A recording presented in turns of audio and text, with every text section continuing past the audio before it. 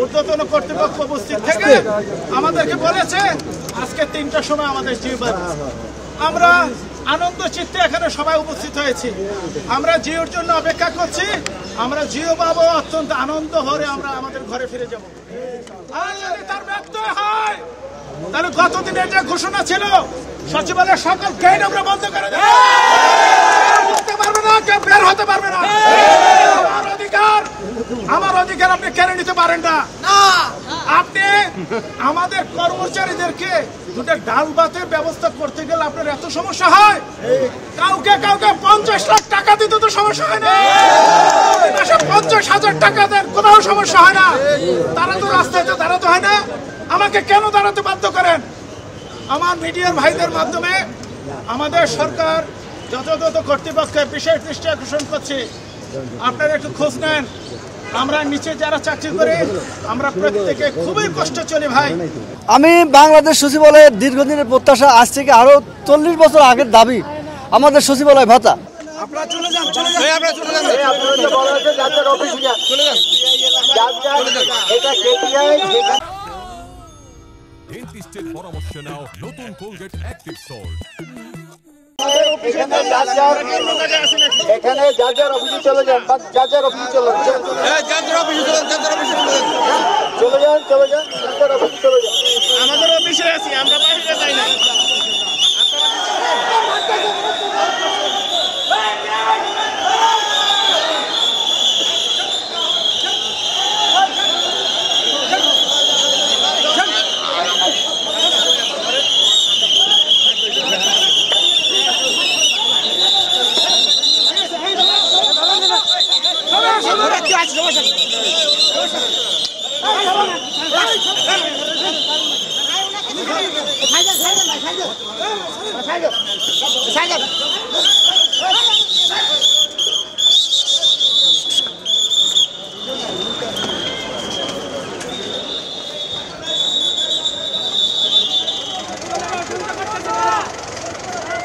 কর্মচারীদের জন্য আমরা আমাদের জান দিতে রাজি। আমাদের কর্মচারীদের অধিকার ফিরিয়ে আনবো। পরিচয় দেন। আমি সাহেবুল রহমান, ইনশাআল্লাহ সচিবালয় ভাতা আনবে। স্যার আমাকে ধরুন না, আপনার পায়ে ধরুন স্যার। আমার স্যার ধরুন।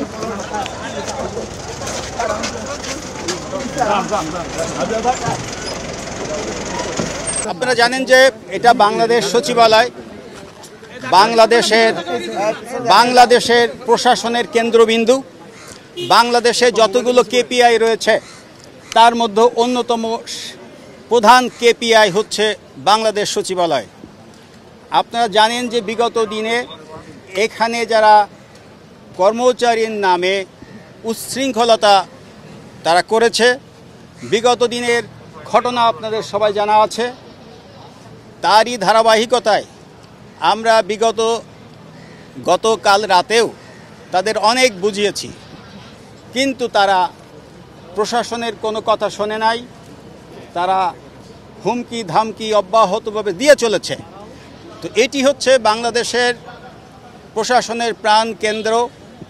এখানে কোনো ধরনের সভা সমাবেশ মিছিল মিটিং করার অনুমতি নাই। যেহেতু এটি কেপিআই, ঢাকা মেট্রোপলিটন পুলিশের নির্দিষ্টভাবে সার্কুলার দিয়ে বাংলাদেশ সচিবালয়, বাংলাদেশ সুপ্রিম কোর্ট, হাইকোর্ট সহ যমুনা, যেটি মাননীয় প্রধান উপদেষ্টার বাসভবন, সেখানে মিছিল মিটিং, রাজনৈতিক সমাবেশ, যে কোনো ধরনের সমাবেশ নিষিদ্ধ করা হয়েছে। আমরা গতকাল এবং আজকেও এই মেসেজটি তাদের দেওয়ার চেষ্টা করেছি যে আপনারা কোনো ধরনের বিশৃঙ্খলা এখানে সৃষ্টি করবেন না, কোনো ধরনের আইন শৃঙ্খলা পরিস্থিতির অবনতি ঘটে এ জাতীয় কোনো কর্মকাণ্ড আপনারা করবেন না। গতকালকেও তারা আইন ভঙ্গ করে এখানে উপদেষ্টাকে জিম্মি করে তাদের হীন ও উদ্দেশ্য চরিতার্থ করার চেষ্টা করেছে।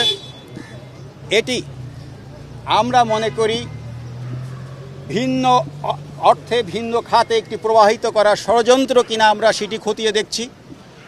আজকে আপনারা দেখেছেন আমরা তাদেরকে বিভিন্নভাবে গতকালকে মেসেজ দেওয়া সত্ত্বেও, গতকালকে উপদেষ্টা এবং সচিব মহোদয়ের বারবার আশ্বাস দেওয়া সত্ত্বেও তারা এগুলো কর্ণপাত করেন নাই এবং কাউকে ওনারা ঠিক রেসপন্স করেন নাই। ঠিক ওই অর্থে প্রশাসনের কোনো কথাই তারা কর্ণপাত করেননি। তো আজকে আবার যখন তারা একই পরিস্থিতি সৃষ্টি করতে চেয়েছে, আমরা তাদেরকে সময় দিয়েছি। আপনারা দেখেছেন আমি নিজেও ঘোষণা দিয়েছি, তারা সেখানে কর্ণপাত করে নাই। তারা এ ধরনের মিছিল অথবা সমাবেশ যেটা বেআইনি কর্মকাণ্ড, সেই বেআইনি কর্মকাণ্ডকে তারা অব্যাহত রেখেছে। ঢাকা মেট্রোপলিটন পুলিশ কোনোভাবেই কোনো বেআইনি কর্মকাণ্ড কোথাও অ্যাকসেপ্ট করবে না। আপনারা এই আগেও দেখেছেন, আমরা এখনও আপনাদের মাধ্যমেই বলতে চাই, যতগুলো কেপিআই রয়েছে, বিশেষ করে যমুনা, বাংলাদেশ সচিবালয়, সুপ্রিম কোর্ট, হাইকোর্ট এবং যখন মাননীয় কমিশনার স্যার সার্কুলার দিয়ে যে সমস্ত এলাকায় মিছিল, মিটিং, সমাবেশ, শোভাযাত্রা, পথসভা নিষিদ্ধ করেন, ওই সব এলাকায় যাতে আপনারা কোনো ধরনের আইন ভঙ্গ না করেন, সেজন্য আমি আপনাদের মাধ্যমে সবাইকে এই মেসেজটি দিতে চাই যে আইন আপনারা কেউ হাতে তুলে নেবেন না। বর্তমান সরকার বিভিন্ন কর্মচারীদের দীর্ঘদিনের পুঞ্জীভূত সমস্যার কিন্তু সমাধান করে যাচ্ছে। যে কোনো সমস্যার সমাধানের একটি লিগ্যাল পথ রয়েছে, এটি লিগ্যাল ওয়ে রয়েছে।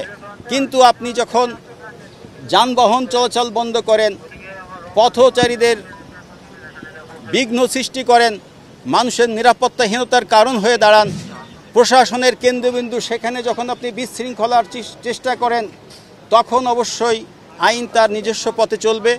আমরা আইনানুগ ব্যবস্থা তিনি যেই হন, যত বড় ক্ষমতাশালী হন না কেন, আইন যিনি ভঙ্গ করবেন তাকে আমরা আইনের আওতায় নিয়ে আসব। রবিবার থেকে সচিবালয় বন্ধের একটা হুঁশিয়ারি দেওয়া হয়েছে, এই ব্যাপারে আপনাদের এই মুহূর্তে আমরা এই অন দ্য স্পট 4 জনকে গ্রেপ্তার করেছি, এটা আপনারাও দেখেছেন। আর এখানে বাকিরা, এবং এই বিষয়ে আমরা আসলেই যাচাই বাছাই করে দেখব কার কতটুকু দায় দায়িত্ব রয়েছে। গতকালকের ঘটনা, আমাদের কাছে ভিডিও ফুটেজ রয়েছে, আপনাদের কাছেও রয়েছে, যারা সাংবাদিক ছিলেন আপনারা জানেন।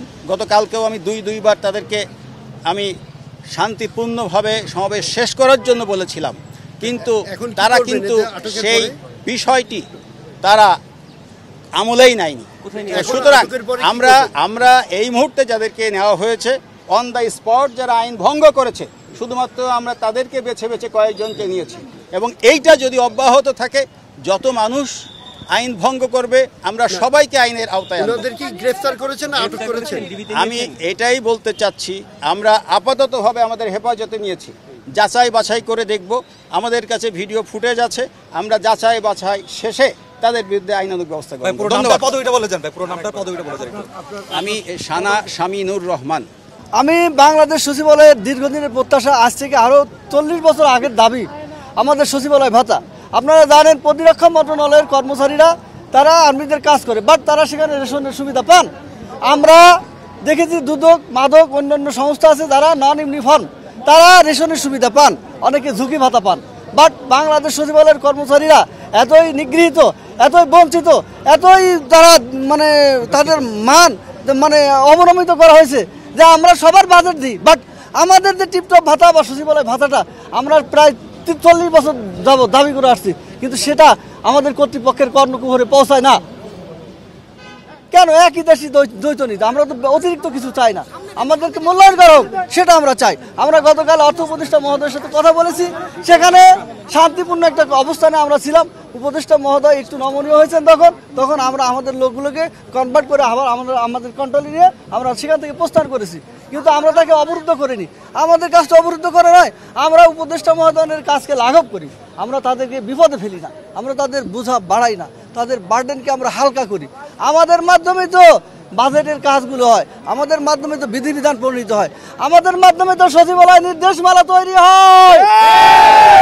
সারা বাংলাদেশের অফিস আদালতে যে সচিবালয় নির্দেশমালা, যে চাকরির বিধানাবলী অনুসরণ করা হয়, সেটা জনপ্রশাসন মন্ত্রণালয় সারা বাংলাদেশের সকল স্তরের সরকারি, বেসরকারি, স্বায়ত্তশাসিত, আধা স্বায়ত্তশাসিত সেক্টর কর্পোরেশন সব দপ্তরের বাজেট অর্থ মন্ত্রণালয় থেকে হয়।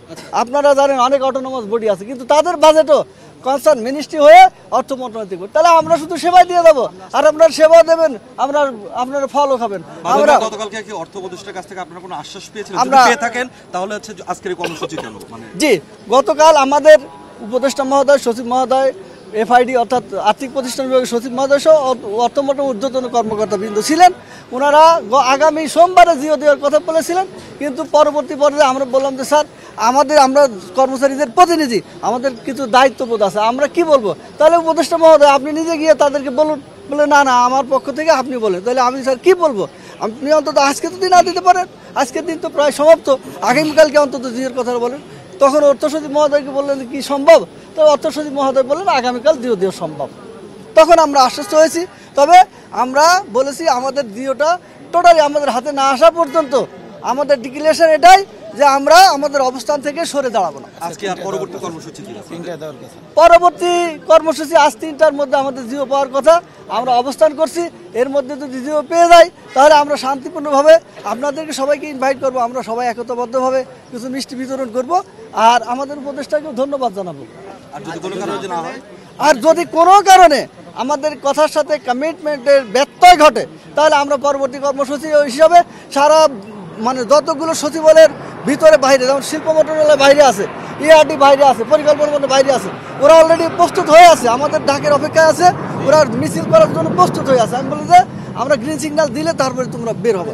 যেহেতু অর্থ উপদেষ্টা বলেছিলেন যে সোমবারের কথা, সেক্ষেত্রে কি আপনাকে সোমবার পর্যন্ত অপেক্ষা করা? না, সোমবারের কথা উনি সোমবার থেকে ব্যাক করেছেন, ব্যাক ফুটে এসে বলেছেন আগামীকাল অর্থাৎ বৃহস্পতিবার 3টার মধ্যে আপনাদের দিয়ে দেওয়া হবে।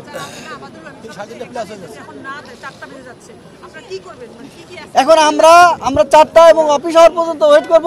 এরপরে আমাদের কর্মসূচি আমরা সিদ্ধান্ত এবং আমাদের সিদ্ধান্ত স্থির করে পরবর্তী কর্মসূচি আমরা ঘোষণা করব। এবং আগামী সপ্তাহ থেকে লাগাতার সমস্ত মন্ত্রণালয়ে কর্মবিরতি এবং টোটালি কর্ম থেকে যাতে সবাই বিরত থাকে, ফুল টাইম কর্মবিরতি আমরা ঘোষণা করব 5টা পর্যন্ত। তবে আমরা চাচ্ছি যে 4টার মধ্যে আমাদের কাছে ভালো একটা খবর আসবে।